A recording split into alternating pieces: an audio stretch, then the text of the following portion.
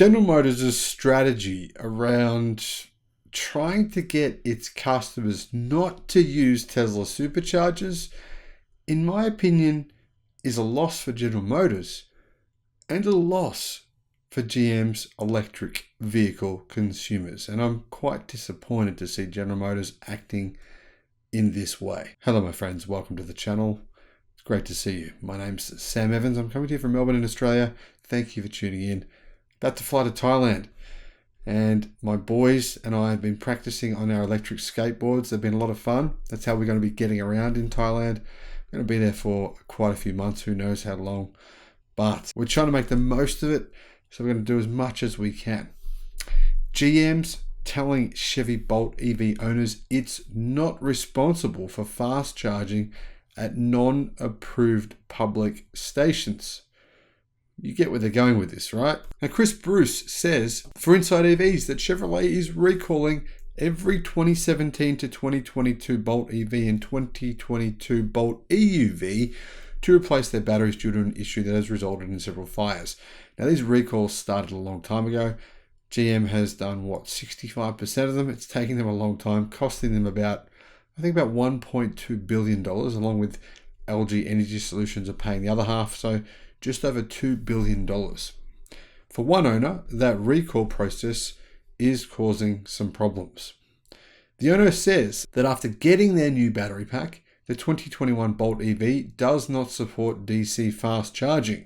Is that actually true? This person has taken their vehicle back to the dealer twice, and the technicians say that the chargers he were using were the problem. It's not the car that's the problem, it's the chargers. I haven't heard this before from any other automaker. So it's quite interesting to hear GM trying to blame the charging companies or the chargers themselves. The owner then went onto the Chevy Bolt EV owners Facebook group in hope of finding a solution. Chevrolet responded to him on Facebook. In part, the automaker's social media team said this. After discussing the situation, the dealership informed us that after diagnosing the vehicle, they determined that the vehicle works when using a GM-approved charger at both your home and at a certified GM dealership. Please know, as this situation is only happening when attempting to use public chargers, GM is not responsible for charging concerns when using non-GM-approved public charging stations. Obviously, the owner wasn't real happy about this, as you can imagine. He says he's tested the Bolt on 3 brands of EV chargers from 5 different locations. Those included charging points from Electrify America and EVgo, a company that General Motors has a partnership with. Before the battery recall, the owner reported using a DC fast charger every week for around 2 years. So this problem only started happening after the battery was replaced. Now, I find this really weird that this customer did actually use fast chargers beforehand. They replaced the battery and all of a sudden they've put in some kind of mechanism to protect the battery. So an EV doesn't use its onboard charger when using DC charging. The direct current actually goes straight to the battery. For level 1 or level 2 home charging, the electricity would flow through the onboard technology.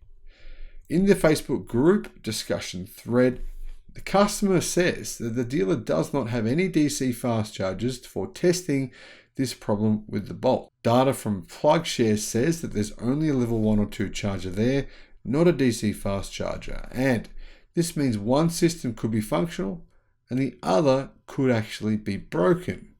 Really what GM should have done is tested the EV to see whether or not there was something wrong with it, and then consider whether or not they should actually replace it. I think they should do. The Chevrolet spokesperson said, "We're looking into this and we'll let you know what we discover." But of course, that was as a result of this story going public.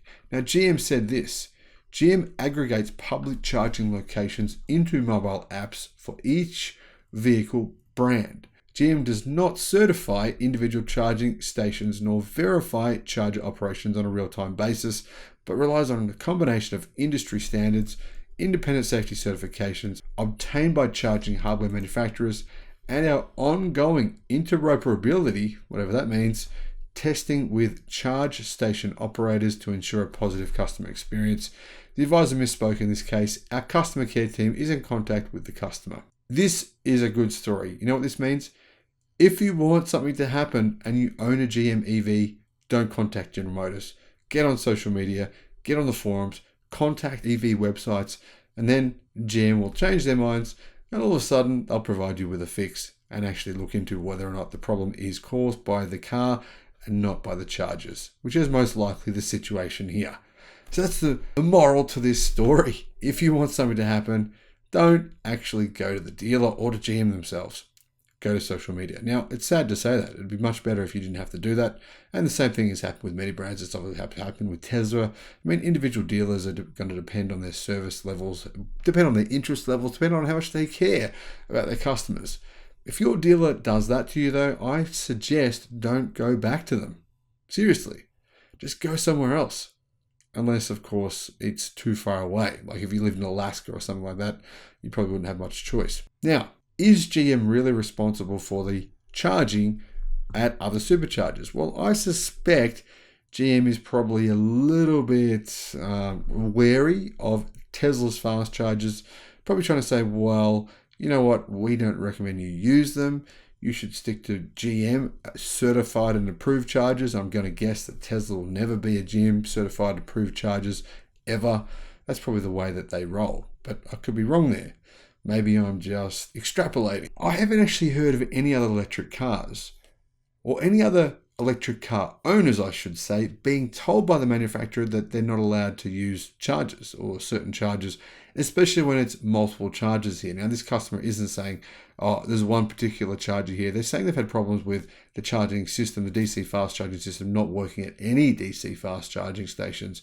And to me, that was the real issue. Now, since this happened, I've had a few people contact me, bizarrely, which had nothing to do with this story whatsoever, saying they've had numerous problems with their General Motors vehicles. One with a Chevy Corvette, which is only a couple of years old, but when they had it, that's some major problems. In other words, the speedometer actually stopped working, the fuel gauge stopped working, and this was when the vehicle was like less than 12 months old. General Motors just washed their hands of it. They said, no, too bad, you have to fix it. And this really shocked me. I can't believe that this would be legit. You've got to sue them basically to get them to fix things that they should be doing. Now, it seems as there's a common thread going on here. This is not the first time I've actually gone into forums. I found that this actually is happening regularly. Why is the media not reporting on this? Has this happened to you? Have you heard of this happening? Is this a story that I need to talk about more? Do I need to actually bring this to people's attention? I don't know. Let me know in the comments. Email me. Whatever it is. Please, I'm keen to know. Is this an isolated issue or is there more behind this? Thank you for watching. Bye-bye.